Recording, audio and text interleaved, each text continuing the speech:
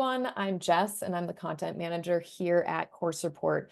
Course Report is the resource for helping people find the right coding bootcamps for them. At Course Report, you can research the best coding and digital skills bootcamps from all over the world, find out which tech skills and languages to learn, where to apply, and how to fund your bootcamp experience.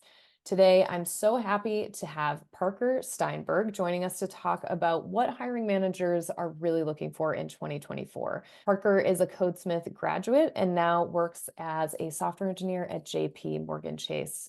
Thanks so much for taking the time to chat with us today, Parker. So when you graduated from Codesmith last year in 2023, how did you feel about the job market? Yeah, it's a good question, and thanks for having me, Jess.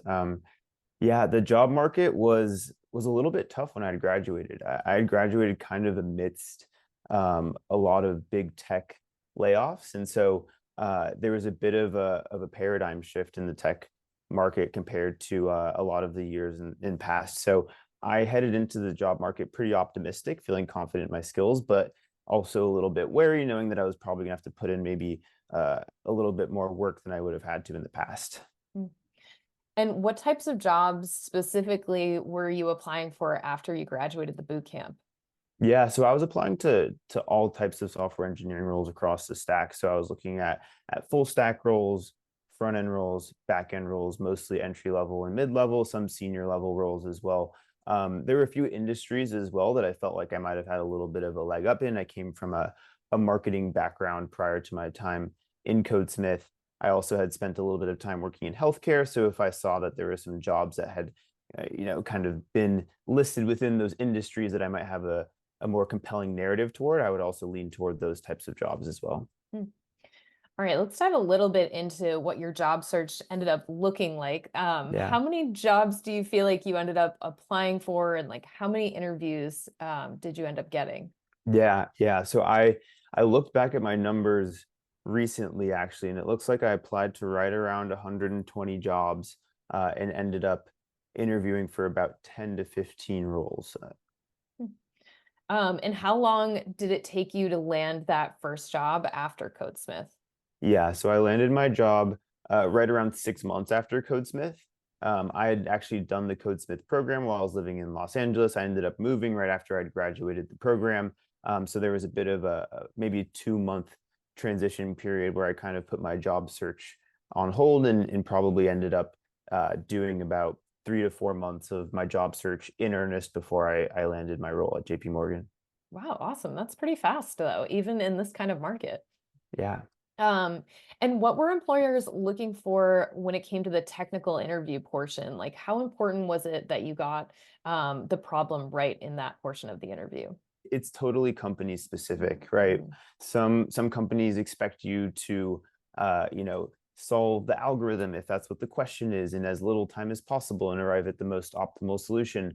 Other companies, and this is what I had found for the most part, was that they were just looking for you to be able to effectively communicate what you were doing, demonstrate an understanding of the problem at hand, be able to work through roadblocks, be able to communicate when you're stuck, be honest, admit what you know and what you don't know. And even if you don't necessarily arrive at the most optimal solution or necessarily at the right answer, quote unquote, um, you could still demonstrate that you have the problem solving capabilities that they're looking for. Hmm. And throughout this whole job search process, like as you were wrapping up the boot camp and then the months afterwards, was Codesmith part of that process? Yeah, they were to some extent. So Hmm. for me, what Codesmith really helped with was providing the structure for me to be successful after the program. But I wouldn't call it, necessarily hand holding by any means. But I'd say one of the most beneficial parts of Codesmith's support after the program was helping facilitate these groups where myself and other cohort mates who did the program with me would meet on a regular or somewhat regular basis to hold each other accountable, to provide support. So you can just have other people that you're really in the trenches with, and be able to bounce questions off of, and just have that support system for people who are going through the same thing as you. That's so cool. And it's such a great reminder to like reach out to your network that you have and lean on them. Absolutely. Yeah. When you were applying for jobs, did you find that there was like a certain tech stack that employers are really interested in the past year? It's very role dependent. I ended up applying for jobs that had a whole smattering of job requirements and skills that companies were looking for. Thinking back, the most common tech stacks, at least on the front end, were probably React and TypeScript. On the back end, mostly Python and probably Java. I work in fintech, so there's a lot of Java and fintech as well. But for me, I mostly just focused on honing in my skills within web development, so mostly JavaScript and TypeScript. And then a lot of these companies, the nice thing is if you can demonstrate that you're capable in a certain language, a lot of times that will instill the confidence in them that you can learn whatever language they're working in. So let's say I'm an expert in JavaScript, but the company I'm applying for is mostly working in Python. A lot of times I can do my technical interview and talk about my JavaScript experience, and they're okay with that, trusting that I'll be able to pick up Python along the way. And along those lines, did you find that JP Morgan Chase, when they were interviewing you, like expected you to know Python or Java?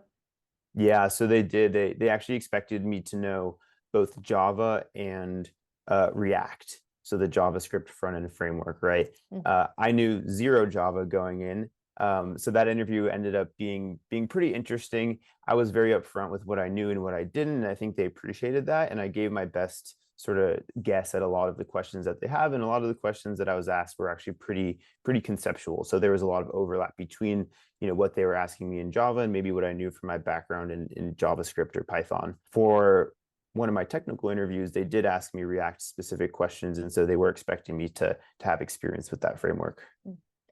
Let's talk for a minute about soft skills. Like, what types of soft skills did you find that employers were really looking for? I would say the top one, hands down, is communication, both technical and non-technical communication. That's something I really worked hard on and focused on in my interviews. So let's say I'm going through a technical interview.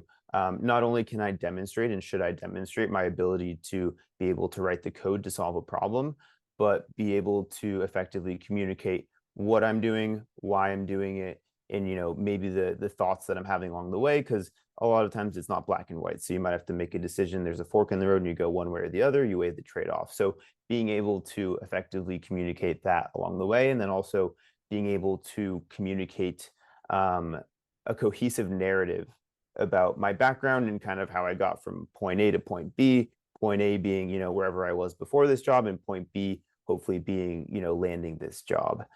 So I think communication was pretty paramount. And then the other things that come to mind in terms of soft skills are collaboration and independence. Like those two, are kind of counter to each other, but most companies wanted to see, okay, how have you worked in a team? They're trying to picture you working in their team. So if you can demonstrate that capability and then also demonstrate the ability to be independent and kind of think on your own and teach yourself new skills. I feel like both of those are things that you could lean on the Codesmith experience for. Absolutely. Yeah. So obviously AI tools are all the rage. I was wondering, as you were interviewing the past year, did you find that employers were asking you which AI tools or skills you had? Yeah, I didn't have too many questions about my current usage with AI tools. I think it's important to be up to speed on them, but and they can also be pretty incredible productivity enhancers, but I didn't feel too many questions about it personally. And overall, what was the biggest challenge that you faced in your job search? There were a lot of challenges. Thinking back, I struggled the most with determining what to spend my time on. Mm. When you're going through this process, there's so many different things that you can be working on. Do I apply to jobs? Do I work on data structures and algorithms to prepare for those types of technical interview questions? Do I work on side projects? Do I reach out to people in my network or talk to existing software engineers and learn more about their journey and try and find out what type of company might be a good fit for me? There were just so many directions I was constantly being pulled in that I found it really difficult to prioritize and understand what I should be working on at any given time. In the end, I realized that any any forward progress was valuable. And even if, I may not have perfectly optimized what the best thing to be working on was for any given day, as long as I was working on something that was, going toward my goal, I felt like that was, a worthwhile endeavor. Hmm. So it's a really competitive tech job market out there right now and for like the past year or so. Yeah. At a really high level, I'd love to boil down like your top three things that you feel like employers are looking for in their new tech hires. Yeah, it's a very good question. It's been a little while since I landed my job, but I can definitely speak to if I were hiring Hmm. for a new software engineer for my team, and I've conducted a bunch of interviews, and what I can say is what I look for is one, communication, both from a technical and non-technical perspective. What I spoke to a little bit before. So as you're working through problems, can you effectively communicate what's going on to me as another software engineer who has, maybe the similar understanding from a technical perspective that you do, and maybe not. So understanding both those perspectives is super valuable. The other thing that I definitely want to see if I'm hiring someone on my team, and I think is super important, is an ability to teach yourself new skills and to learn new skills to add to your repertoire. So within software engineering, the landscape is changing so quickly. The number that's typically tossed around is, the technologies that now, more likely than not, may be obsolete, or at least like will have changed significantly within the next 18 to 24 months. So if you're not ready to constantly learn and teach yourself new skills, you're going to quickly fall behind. So I love to sort of see a demonstrated ability, for software engineers to be able to learn new skills and kind of talk through with them how they've demonstrated their ability to learn a new skill. So I would say those two are extremely important. And then the last piece would be just, technical ability and demonstrated ability to do a certain task, even if it's not necessarily super in line with the technology that we're using. So even if, kind of like I alluded to earlier, if I'm conducting an interview with somebody and they don't necessarily have experience in the very specific technology that we're using, if they can demonstrate their technical capabilities, and expertise and their ability to pay attention to detail and go extremely deep in at least one technology, that demonstrates to me that they're capable, and I think that's what employers would definitely appreciate as well. Mm. So you spent some time working in tech now. I'd love to know like what you feel like makes a great software engineer in 2024 and like how you think Codesmith grads like really rise to those standards. It's a really good question. I think my answer is actually going to be very similar to what I would be looking for if Mm. I were hiring a software engineer, like checking all of those boxes of what I mentioned. So technical communication, being able to collaborate as well, and then also independence, I think are all extremely important. And then the other thing that I kind of started talking a little bit about, but I also appreciate with all the best software engineers that I work with is the ability to get really into the details and really drill down into the specifics for, let's say it's a certain technology that they're working with, or an area of expertise that they're starting to cultivate, and being extremely honest about what you do know, about what you don't know, and let's say you don't know how to do something, having the confidence and the ability to be able to teach yourself those things, or acquire those new skills if you don't have them yet. Mm. So last year we saw a larger shift among employers towards skills-based hiring and away from just looking at college degrees. Yeah. Overall, when you're thinking about your job search process, did you find that employers were interested in your Codesmith bootcamp experience? Yeah, it definitely depended on the employer. Some were pretty interested in the experience itself. Others were, and probably most of the employers that I had as well, were really just interested in can you do the job, Mm. and can you tell a cohesive narrative, about how you ended up here today. I didn't feel too many questions about, the specifics of the boot camp. The projects that I worked on definitely did garner a good amount of interest, but like I said, the question that they were asking themselves, and now I'm asking myself as I interview software engineers for my team is, can this person do the job? Can they communicate effectively? So intensive boot camps like Codesmith have students work on lots of projects. Yeah. I'd love to know like what weight your bootcamp project portfolio had during like the interview process as you went through that the past year. Yeah, it was pretty significant, I would say. It gave me a lot of really valuable experience, and this is what I will say. Um, the project, more than anything, made me feel equipped to take on any of the tasks that these jobs that I was interviewing for might throw my way. So, Mm. there were questions that I fielded about the project itself, and I felt like I was able to speak to that experience. But like I said, more than anything, I feel like it gave me the confidence to be able to go to these hiring managers, these software engineers who had, some of them have been in the field for, 5 years or a decade, and confidently say that because I've done this experience, and because I've worked on these things, I can also do the job that you're asking me to do. So it definitely played a significant role, but it was just probably one piece of a much bigger puzzle for sure. Mm. And do you have any tips for bootcamp students now who are thinking about their projects on like how to differentiate their portfolio from others when they're going to start applying for tech roles? For me, what helped the most was becoming a subject matter expert on something. And it can be very specific, but like I said, demonstrating an ability to go super deep into a specific topic, talk about it confidently, uh, demonstrate that you understand a very complex technical problem and you can put words to that.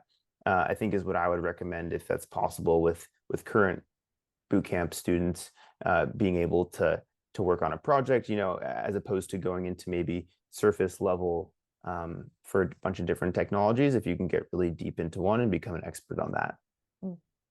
You spoke a little bit earlier about that overwhelm that you were feeling, being one of your biggest challenges and trying to figure out which direction to put your energies towards. Yeah. Um, with that in mind, like, what's your advice to engineers who are applying right now, but haven't yet nailed down that first tech job? Like, are there any next steps, that you feel would keep them going in the right direction? The most important thing is to stay consistent, and that's advice that I received a lot. And when I didn't stay consistent, it really hurt in terms of building that momentum back up. If I took a week off, or if I even took, a couple weeks off, getting back into the flow was much more difficult than if I'd even, continued to put out one application a day, or even do one data structure and algorithm problem a day.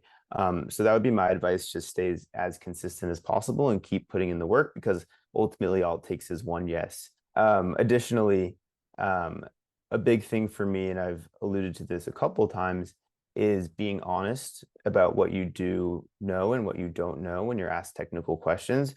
It actually shows, at least from my perspective, a level of maturity to be comfortable admitting when you don't know something, and also, um, showing the confidence in yourself that, yes, I may not know this thing right now, but give me some time and I can come back and learn the thing and actually become an expert in it. And what are your next career goals, Parker? Like, how are you staying current and continuously learning and just leaning towards that next rung on your career ladder?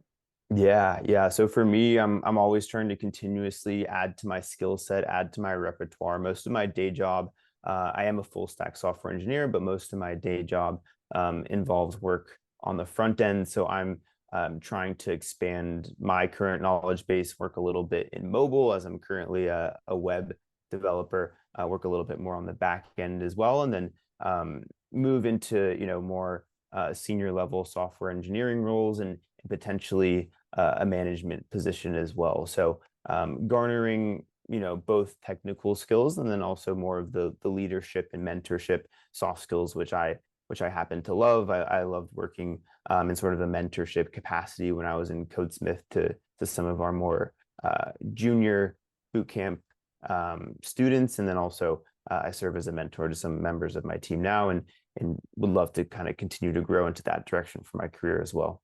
That's awesome. Well, I feel like that's a great place to wrap up this Q&A session. Thank you so much for talking with me today, Parker, and thanks to everyone for watching.